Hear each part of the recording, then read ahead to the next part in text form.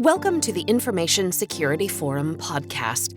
I'm your host, Tavia Gilbert, and I'm in the studio with ISF Managing Director Steve Durbin.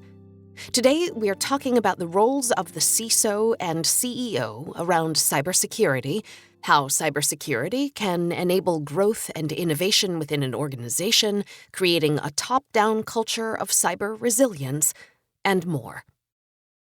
Steve, cybersecurity is often viewed as a technology issue, but are there risks to leaving it squarely on the shoulders of the CIO, no matter how capable he or she may be? I think there are. I think that when we look at cybersecurity today, it isn't just a technology issue. It is much bigger than that. You know, cyber is pretty much integrated across all of an enterprise. There isn't anything that most departments in a business won't get up to that doesn't touch cyber in some way, shape or form. And I think by leaving it all on the shoulders of the CIO, we really forget that a key component in all of this, in the management of risk particularly, is the human element. And to manage cyber effectively across the enterprise, I think we need to be engaging far better with all of the key business leaders, with certainly the boardroom, and of course employees, irrespective of where they happen to work. And so to then give that over to the CIO, whose job, let's face it, is to focus on the technology elements, I think is to leave a lot of the cyber issues really going begging. You talk often about how everybody involved in a business is responsible for cybersecurity, that it's not just one person or one office, it's everybody. How would you define the CEO's role in cybersecurity? If that's true, if everybody is involved in maintaining cybersecurity best practices, then what is the definition of the CEO's particular role? I don't think we're there today, but I think that the role definition, if you like, of the CEO is that of the team lead, the captain of the team. You know, it's the person who really has to make the calls once the game has started. And you can do as much training, you can pick the right people. Ultimately, once you get out there on the field, things will change. And so the CEO's job is to make sure that he or she can coordinate the response to the way in which cyber is unfolding, perhaps to some of the attacks that might be coming in come the day that there is a breach. His or her job is to make sure that people are prepared. So it's about making sure that they've got the right skill sets across the enterprise, that the right level of training is being provided, that the right ethos, culture, is prevalent across the business as well, that says that cyber isn't something that you can hand off to other people. Everybody is responsible in some way, shape or form for managing cyber security. And really, I think that organizations that are able to point to a higher degree of effectiveness in this space really point to the fact that their CEO is engaged, does understand, and is actively involved. The other thing, of course, that the CEO is there to do is to explain some of these issues to the board. Ultimately, of course, the CEO reports into the board, and there is a very valuable role for him or her to play in explaining why the business might be operating in the way that it is when it comes down to cyber. Because inevitably, when you look at the way in which risk is managed across a business relating to cyber, it will have implications in terms of either potential financial loss or indeed cost of applying additional resources to try to prevent a breach or a hack taking place. And again, you know, having a CEO that really understands all of that, is able to articulate it in the boardroom, as well as making it happen across the business, that really is the ideal. Mm-hmm. So again, as we've said so many times, cybersecurity cannot be viewed by a successful CEO as a separate, unrelated need. It has to be integrated throughout, as you said, the culture of the business itself. Yeah, I think that's absolutely right, Tavia. You know, there isn't a business today that isn't cyber-enabled in some way, shape or form. You know, I keep saying this. And if that is true, and I've no reason to suspect it isn't, then we need to change the way in which we manage our resources in that kind of environment. And what we are doing is we're planning for a day when things will go wrong. We know that they will. Mm-hmm. You know, we've moved well beyond if there is a breach. Right. It really is a case of when. And so given that we know some of these things are going to happen, we have to be prepared at each and every level across the enterprise. And it's not about pointing fingers and trying to adopt a blame culture. It's about saying one of the facts of operating today in a cyber-enabled environment is that things will go wrong. So given that that's the situation, how can we best put off that day, and how can we best prepare ourselves to respond to that in a way that maintains provision of service, maintains integrity of our data, the confidentiality and availability of it, maintains the trust of our employees, of our customers, of our third parties that are engaged with us, and of course preserves shareholder value. Mm-hmm. If we look at it from that perspective, then there wouldn't be any shortage of effort that was being expended in terms of making sure that we were doing as much as we could across the organization. Right. Instead of an answer being, that's not a good investment or it's not something that we can afford, a business cannot afford to not invest. No, that's right. But I think as well that there is an interesting point in this, and that is that no one is going to write an open check for this kind of thing. And so the people that really understand cyber, the Chief Information Security Officers, the CIO, and others who are involved in all of that from an enablement perspective, they also have a duty to be able to articulate some of these things in a way that the business can understand. They have a duty to articulate it in a way that investment can be quantified so that risk can be assessed. Because this is just, for me now, another business component. You know, how much are you going to spend on marketing this year? Well, what's the return I can expect? How much are you going to be spending on cyber this year? Well, what's the kind of return I can expect? Those are the sorts of habitual questions that we should be now asking as we put together budgets. And we should be monitoring and checking and measuring those on a quarterly basis. Mm-hmm.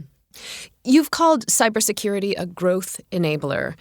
So do you think enough organizations are including cybersecurity as part of their business strategy? Are they looking at it in the way you just described? I think we're getting there. You know, if you look at some of the very large organizations that are hugely dependent on cyber for customer outreach, for systems enablement and so on, then yes, they do get it. It is part of the business strategy. I think for some of the other organizations, perhaps that might be smaller or are coming to cyber from a slightly different perspective or from a business angle, you know, they're not there yet. I think that over a period of time, though, it will be recognised in that particular area.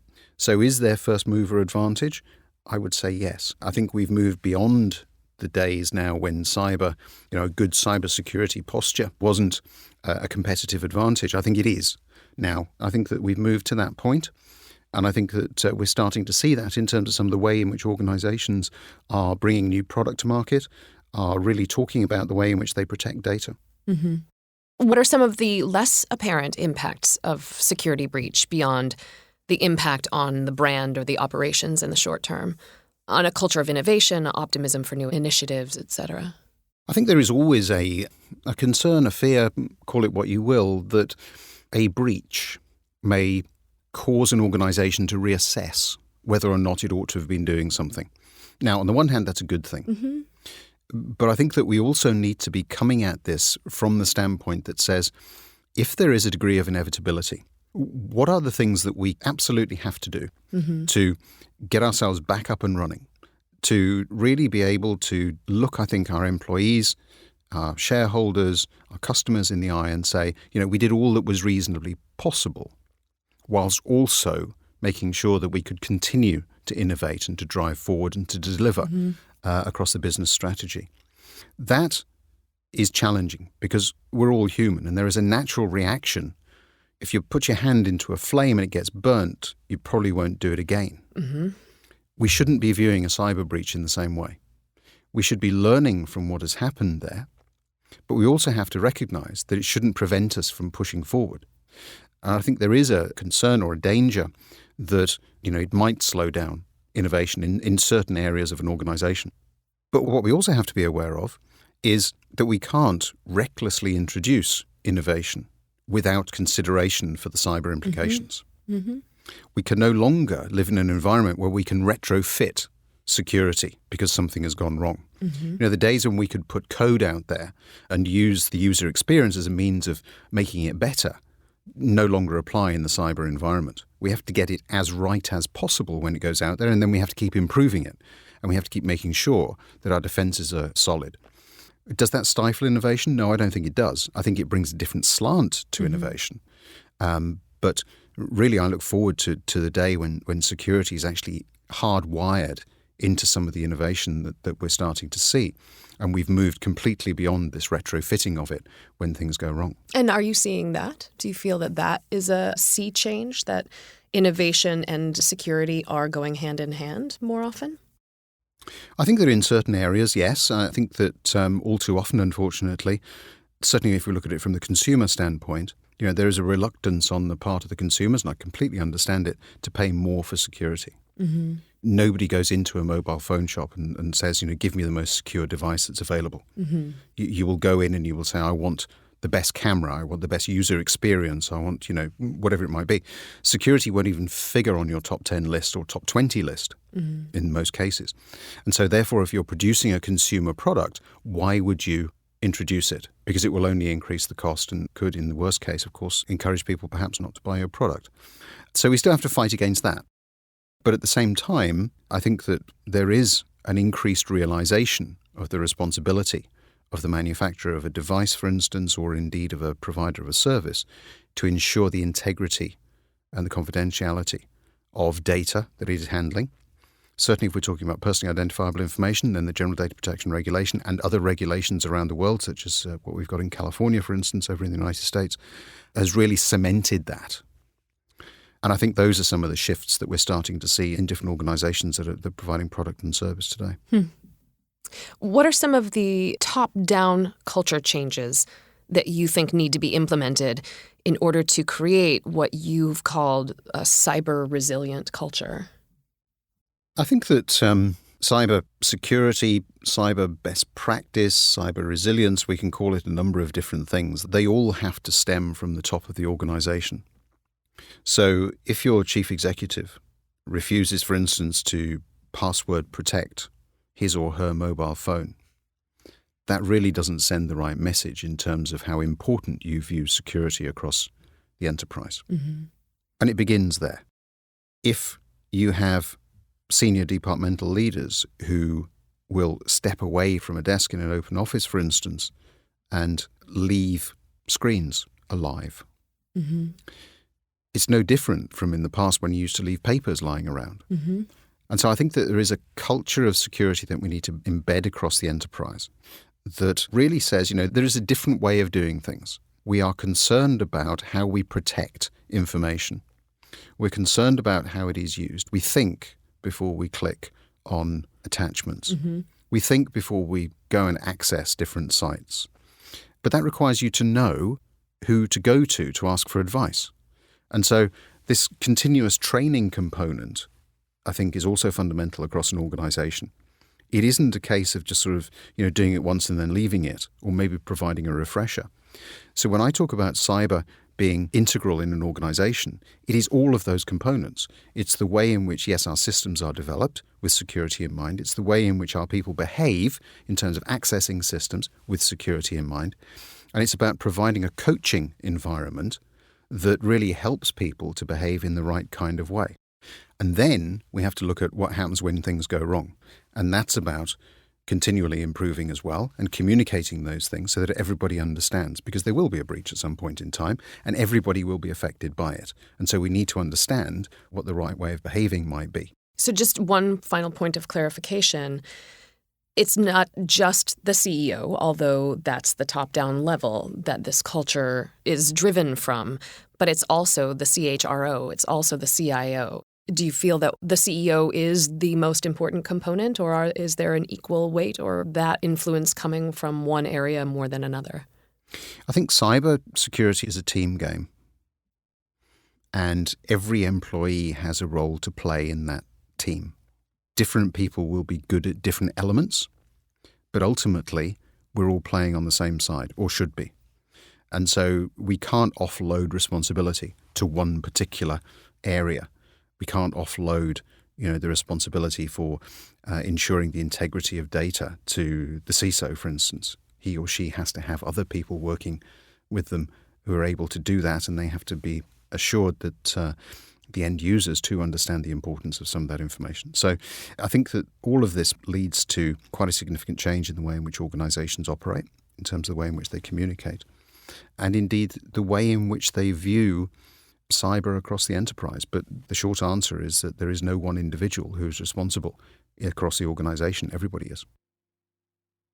Thank you, Steve, for sharing your insight on how individuals can understand their role within an organization to help create a culture of cybersecurity and cyber resilience. For more resources for CEOs, CISOs, and anyone else looking to enhance the security of their business, please visit securityforum.org. And listeners, we'd really like to hear from you. If there's a topic you'd like us to cover or someone you'd like us to interview, get in touch through our website or tweet us at SecurityForum. And we'll be back soon with another episode. In the meantime, please rate and review us on iTunes or wherever you get your podcasts. It really helps listeners find us. We'll be back with you soon. Thanks so much for listening.